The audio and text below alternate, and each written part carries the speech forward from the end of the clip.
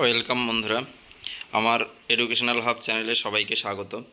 এই মুহূর্তে আমি রয়েছে নদিয়া ডিস্ট্রিক্টের রিক্রুটমেন্ট বোর্ডের অফিসিয়াল ওয়েবসাইটে। তো এইখানে দেখো গুরুত্বপূর্ণ নোটিশ বেরিয়েছে, যেটা হচ্ছে আশা এবং আশা কর্মী রিক্রুটমেন্ট নিয়ে, অঙ্গনওয়াড়ি ওয়ার্কার এবং অঙ্গনওয়াড়ি হেল্পার রিক্রুটমেন্ট নিয়ে, অঙ্গনওয়াড়ি ওয়ার্কার এবং হেল্পার রিক্রুটমেন্ট। কত স্টার্টিং ডেট হচ্ছে 23শে অগাস্ট, অর্থাৎ আজকে থেকে স্টার্টিং হচ্ছে, আর অ্যাপ্লাইয়ের লাস্ট ডেট হচ্ছে 13ই সেপ্টেম্বর। ঠিক আছে, এবার ডিটেলস জানার আগে আমরা জানবো কোথায় কোথায় ভ্যাকেন্সিগুলো রয়েছে। দেখো, 1 নম্বর, এখানে হচ্ছে AWW অর্থাৎ অঙ্গনওয়াড়ি ওয়ার্কার এর ভ্যাকেন্সি রয়েছে 73 এডিশনালে। ঠিক আছে, অঙ্গনওয়াড়ি ওয়ার্কার রয়েছে 73 মেইন, 73 এডিশনালেও রয়েছে ওয়ার্কারের ভ্যাকেন্সি, 73 মেইনেও রয়েছে ওয়ার্কারের ভ্যাকেন্সি। তারপর দেখো অঙ্গনওয়াড়ি হেল্পার এর ভ্যাকেন্সি রয়েছে করিমপুর 1-এ, অঙ্গনওয়াড়ি হেল্পার রয়েছে করিমপুর 1। আচ্ছা, একই কথা দুইবার লিখেছে। তারপরে দেখো অঙ্গনওয়াড়ি ওয়ার্কারের ভ্যাকেন্সি রয়েছে সাপড়া অ্যাডিশনালে, অঙ্গনওয়াড়ি ওয়ার্কার রয়েছে সাপড়া মেইনে, অঙ্গনওয়াড়ি ওয়ার্কার রয়েছে Nakashipara main, anganwadi worker Nakashipara additional, anganwadi worker Ranaghat 1 main. তো এই রিক্রুটমেন্টগুলো বেরিয়েছে। দেখো, যদি তেহট্ট, তারপরে হচ্ছে করিমপুর, সাপড়া, নাকাশিপাড়া, রানাঘাট এই ব্লকের বাসিন্দা তোমরা হয়ে থাকো, তাহলে তোমরা ICDS ওয়ার্কার এবং হেল্পারের জন্য আবেদন করতে পারবে। ঠিক আছে, এখন আমি যে কোনো একটা ওয়ার্কার এবং হেল্পারের যে অ্যাডভার্টাইজমেন্টটা রয়েছে সেটা পড়ে দেখছি, বা পড়ে তোমাদের সাথে পড়ছি, দেখব সেখানকার কি কি যোগ্যতা রয়েছে, কিভাবে ফর্ম ফিল আপ করতে হবে, সম্পূর্ণটা আমরা দেখে নেব।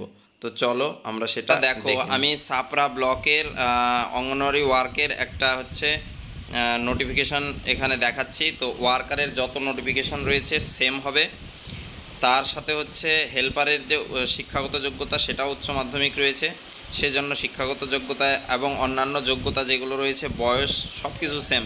সেজন্য আমি এই একটি দেখিয়ে দেব, তোমরা দেখলে সম্পূর্ণটা বুঝে নিতে পারবে। এবং নোটিফিকেশান যদি ডাউনলোড করতে চাও তাহলে ডেসক্রিপশন বক্সে ডাইরেক্ট লিঙ্ক দেওয়া থাকবে, সেখান থেকে ডাউনলোড করে নিতে পারবে। তো দেখো, এখানে প্রথমে হচ্ছে স্যালারি হচ্ছে 9,000 টাকা ওয়ার্কারের। তারপরে হচ্ছে ওয়ার্কারের ভ্যাকেন্সি রয়েছে এই ব্লকে 8টি। এটা হচ্ছে চাপড়া অ্যাডিশনাল ICDS প্রজেক্ট।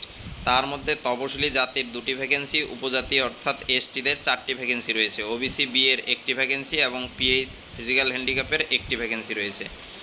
ন্যূনতম শিক্ষাগত যোগ্যতা হচ্ছে উচ্চ মাধ্যমিক কোয়ালিফাই করে থাকতে হবে। বয়স হতে হবে আগস্টের 1 তারিখ অনুযায়ী 18 থেকে 35 বছরের মধ্যে। ঠিক আছে, স্থায়ী বাসিন্দা সার্টিফিকেট হিসেবে প্রধানের সার্টিফিকেট চলবে, জেলা শাসকের সার্টিফিকেট, তারপরে পঞ্চায়েত সমিতির সার্টিফিকেট হলেই হবে।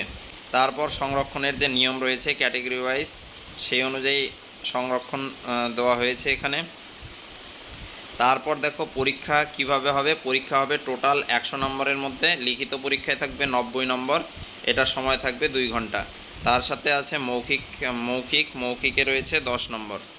ঠিক আছে, তারপরে লিখিত পরীক্ষায় কি থাকবে দেখো, বাংলা বিষয়ে প্রবন্ধ লেখা থাকবে 15 নম্বর, পাটিগণিত থাকবে 20 নম্বর, তার পুষ্টি, জনস্বাস্থ্য, নারী, সামাজিক অবস্থান এগুলোর উপরে থাকবে 15 নম্বর, ইংরেজিতে থাকবে 20 নম্বর, সাধারণ জ্ঞানের থেকে থাকবে 20 নম্বর।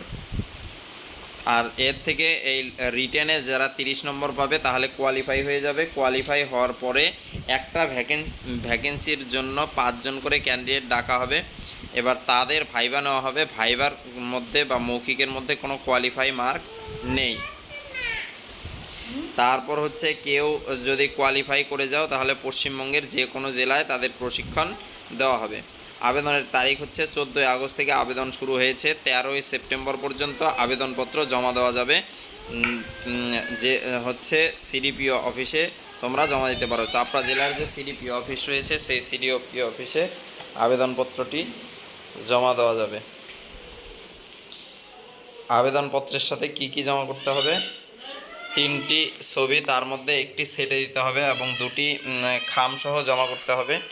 তারপরে থাকবে হচ্ছে অ্যাডমিট কার্ড জমা করতে হবে মাধ্যমিকের, বাসিন্দা সার্টিফিকেট, তারপরে হচ্ছে উচ্চ মাধ্যমিকের মার্কশিট, তারপরে হচ্ছে জাতিগত শংসাপত্র অর্থাৎ SC ST OBC সার্টিফিকেট, তারপর প্রতিবন্ধী হলে প্রতিবন্ধী সার্টিফিকেট, অনগ্রসর শ্রেণী বা EWS হলে সেই EWS এর সার্টিফিকেট সাথে জমা করতে হবে।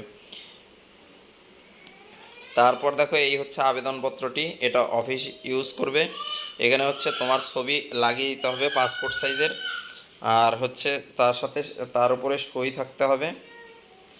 তারপরে দেখো আবেদনপত্র কীভাবে ফিল করবে, আবেদনকারীর নাম বাংলায় লিখতে হবে, ইংরেজিতে ক্যাপিটাল লেটারে লিখতে হবে। এখানে পিতার বা স্বামীর নাম এখানে হচ্ছে ক্যাপিটাল লেটারে লিখতে হবে। তারপরে পূর্ণ স্থায়ী ঠিকানা দেখো, গ্রাম, পোস্ট অফিস, থানা, পিন নাম্বার, গ্রাম পঞ্চায়েতের নাম তোমার অর্থাৎ জিপির নাম এখানে লিখতে হবে, জন্ম তারিখ লিখতে হবে, বয়স আগস্টের 1 তারিখ অনুযায়ী তোমার কত বছর কত মাস কত দিন হচ্ছে, শিক্ষাগত যোগ্যতা উচ্চ মাধ্যমিক লিখে দিবে। এখানে হচ্ছে জাতিগত শংসাপত্র কি যেটা দিবে সেটা লিখে দিবে, SC ST OBC। তারপর প্রতিবন্ধী হলে হ্যাঁ লিখবে, না হলে না। সাথে আর্থিকভাবে অনগ্রসর অর্থাৎ EWS হলে EWS লিখে দিতে হবে। তারপরে এখানে হচ্ছে আবেদনকারীকে স্বাক্ষর করতে হবে, সাথে কি কি ডকুমেন্ট দিল পরপর সিরিয়াল ওয়াইজ লিখে দিতে হবে। আর এটা হচ্ছে অফিস করবে। তারপরে কেউ হচ্ছে ফিজিক্যাল হ্যান্ডিক্যাপ হলে তাকে এই ফর্মটি ফিল করে সাথে জমা করতে হবে। তো এই ছিল আপাতত ভিডিওটি ভালো লাগলে বন্ধুদের সাথে শেয়ার করে দিও, লাইক করে দিও, এবং এর উপরে কোনো প্রশ্ন থাকলে অবশ্যই কমেন্ট বক্সে